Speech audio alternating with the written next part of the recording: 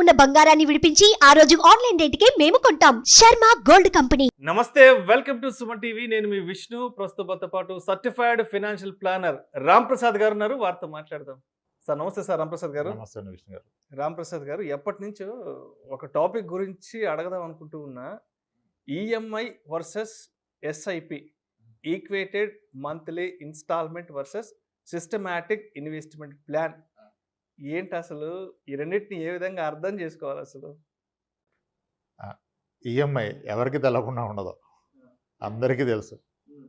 Okay, EMI అంటే ఒకసారిగా మనం ఎఫర్ట్ చేయలేని వాటిని ఒక లోన్ ద్వారా తీసుకొని సమకూర్చుకోవటం, అది సమకూర్చుకున్నాక దాన్ని మంత్లీ క్లియర్ ఆఫ్ చేయటాన్ని ఈఎంఐ అన్నారు.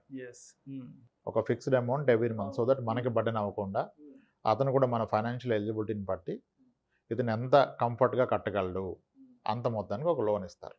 దాన్ని ఈఎంఐ అన్నారు. ఎస్ఐపి అంటే మంత్లీ ఇన్వెస్ట్మెంట్ చేయటాన్ని ఎస్ఐపి.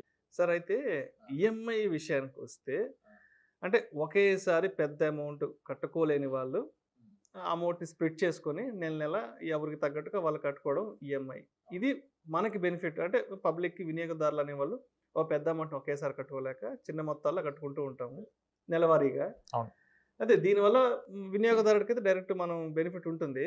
మరి బ్యాంకుకి ఏం బెనిఫిట్ ఉంటుంది మనకి ఈఎంఐ సదుపాయం కల్పించడం వల్ల? క్లియర్గా మనం చెప్పుకుందాం. అది మొదటిగా ఈఎంఐ అనే కాన్సెప్ట్ లేని పక్షంలో ఈరోజు మన లైఫ్ స్టైల్ ఇలా ఉండేది కాదు. ఈఎంఐ లేకపోతే, ఈఎంఐ అనే కాన్సెప్టే లేకపోతే ఈ ప్రపంచం ఇలా ఉండేది కాదు ఈరోజు. ఓకే, అంటే సంపాదించాక కొనుక్కుంటే అది కొనుక్కోవటం. ఈఎంఐ అంటే సంపాదన లేనప్పుడు సమకూర్చుకొని తర్వాత మీ సంపాదన దాన్ని కట్టడం ఈఎంఐ. కరెక్టే, అవును. ఓకే కదా, nothing wrong in having an EMI. EMI తీసుకోవడంలో ఎటువంటి తప్పు లేదు. మరి నా అవసరం ఉంది, అవసరానికి తగ్గ మనీ నా దగ్గర లేదు, కానీ నాకు అది నిత్యావసరం, ఇమ్మీడియట్గా అవసరం, అప్పుడు ఏం చేయాలి? ఇప్పుడు హెల్త్ కేర్కి కూడా డబ్బులు పెట్టలేని పక్షంలో క్రెడిట్ కార్డ్ స్వైప్ చేసి ఈఎంఐ చేసుకున్నారు కదా, ప్రాణాలు నిలుపుకున్నారు కదా. ఈఎంఐలో తప్పే ఉంది?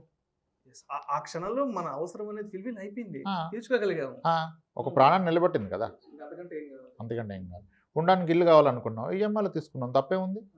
ఎస్. ఇప్పుడు coming to me question, EMI వలన బ్యాంకర్కి లేదా ఇన్స్టిట్యూట్కి లాభం ఏంటండి? అసలు బ్యాంకర్ యొక్క వ్యాపారం ఏంటండి?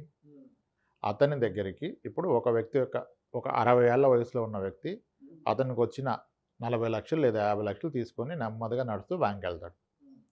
వెళ్ళి, సార్ నమస్తే, ఇవి నా దగ్గర ఉన్న డబ్బులు, ఇది నా చివరి సంపాదన, దీంతో నా జీవితకాలం నేను లాక్కోవాలి కాబట్టి నాకు ఒక మంచి పథకం చెప్పండి అని చెప్పి ఆయన ఫిక్స్డ్ డిపాజిట్లో పెడతారు. ఆయన ఫిక్స్డ్ డిపాజిట్ని 6%లో బ్యాంకర్ తీసుకున్నాడు. ఫిక్స్డ్ డిపాజిట్ అంటే దాని అర్థం ఏంటి?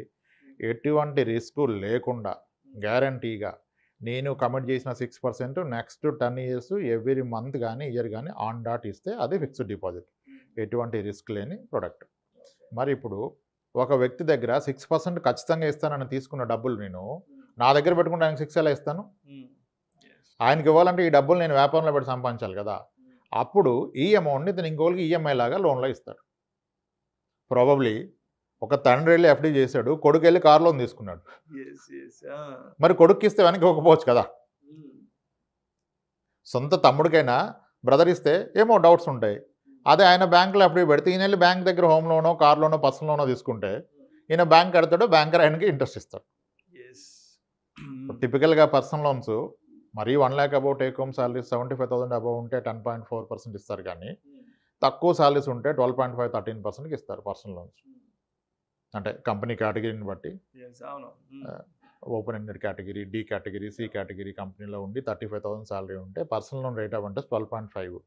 ఈ మనీ బ్యాంకర్కి ఎక్కడిది? This on FD money.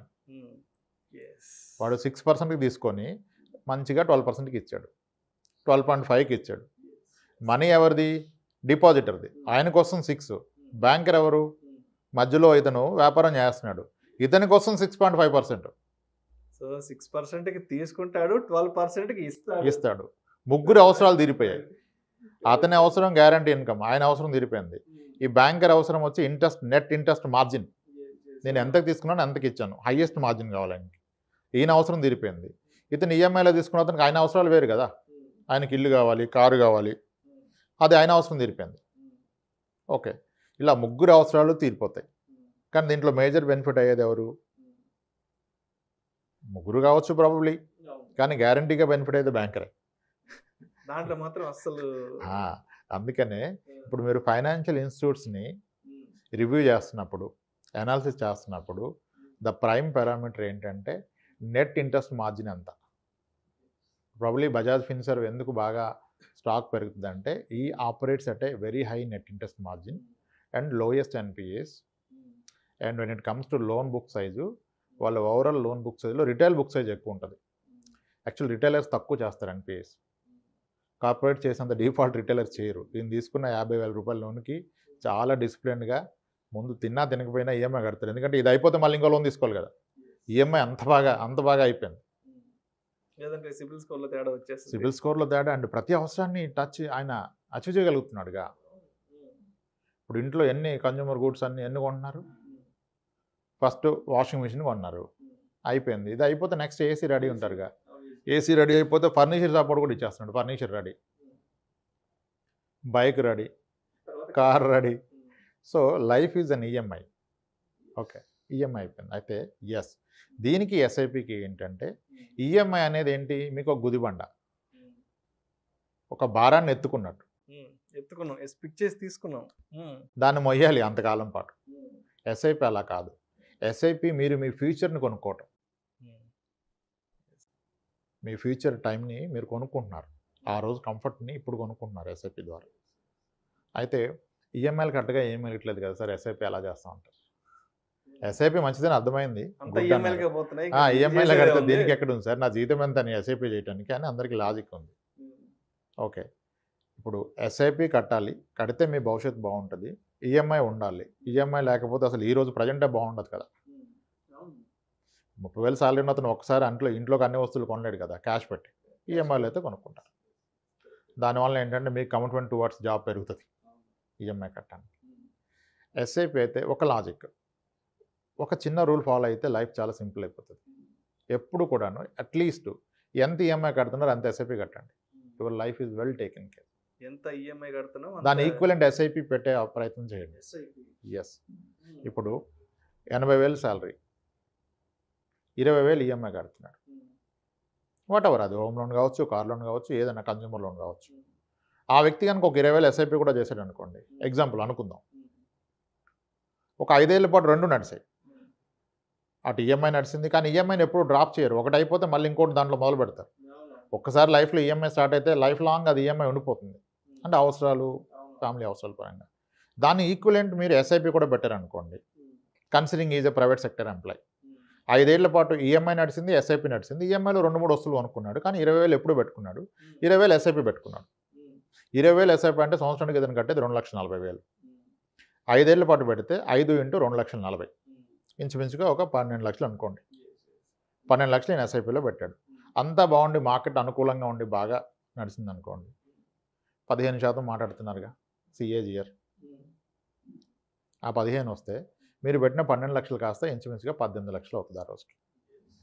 సరే 12 వచ్చింది అనుకోండి, 16 లక్షలు అవుతుంది. లేదు మార్కెట్ క్రాష్ అయిపోయింది అనుకోండి, మీరు పెట్టిందే ఉంటుంది. లేదా పెట్టిందానికి 1 లక్ష తక్కువ ఉంది అనుకోండి, ఏం చేస్తాం మరి, సప్రైమ్ ఇష్యూ లాంటి ఇష్యూలు వస్తాయి. ఉంది, ఆ రోజు మీ జాబ్ కోల్పోయారు, ఈ వ్యక్తి జాబ్ కోల్పోయాడు. మరి ఈఎంఐ కట్టకపోతే సిబిల్ పోతుంది. మీ కారు ఉంటే కారు లాక్కెళ్ళిపోతాడు బ్యాంకర్, ఇల్లు ఉంటే నోటీస్ ఇచ్చేస్తాడు. 2 months కట్టకపోతే 3rd month నోటీస్ వచ్చేస్తుంది. మరి ఆ టైంలో మీ మ్యూచువల్ ఫండ్లో కనుక ఒక 10 లక్షలు ఉంటే దీన్ని ఆపేసి, ఎస్ఐపిని ఆపేసి, ఇక్కడున్న 10 లక్షల నుంచి నెలవారీ ఒక 60,000 తీసుకోగలరు కదా మీరు.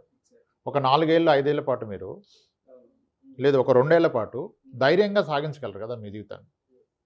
సో కాబట్టి ఈఎంఐ పెట్టుకోండి, వీఆర్ నాట్ అగెన్స్ట్ ఈఎంఐ. అవకాశం ఉంటే ఈఎంఐకి ఈక్వలెంట్ ఎస్ఐపి పెడితే, దో మీరు ప్రైవేట్ సెక్టార్ ఉన్నా ఏ రోజు మీరు ధైర్యంగా ప్రశాంతంగా పడుకోవచ్చు. మీ అకౌంట్లో ఉన్నట్టే కదా, కాస్త ఎక్కువ తక్కువ గ్యారంటీ రిటర్న్ ఎక్కడ చెప్పట్లా, బట్ అందుబాటులో ఉండాలి కదా. ఎస్, అలా ప్లాన్ చేసుకోవాలి.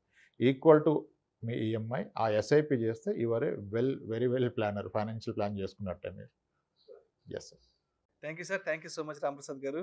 ఈఎంఐకి అదేవిధంగా ఎస్ఐపికి ఉన్న డిఫరెన్స్ గురించి మన ప్రేక్షకులకు చాలా డీటెయిల్డ్గా ఎక్స్ప్లెయిన్ చేశారు sir. Thank you so much sir. Thanks అండి సార్. ఇలాంటి మరిన్ని ఇంట్రెస్టింగ్ వీడియోస్, వాల్యుబుల్ ఇన్ఫర్మేషన్ కోసం వెంటనే మా ఛానల్ను సబ్స్క్రైబ్ చేయండి, లైక్ చేయండి, షేర్ చేయండి. అదేవిధంగా మీ అభిప్రాయాలను వీడియోస్ కింద కామెంట్స్ రూపంలో మాకు తెలియచేయండి. This is Vishnu signing off.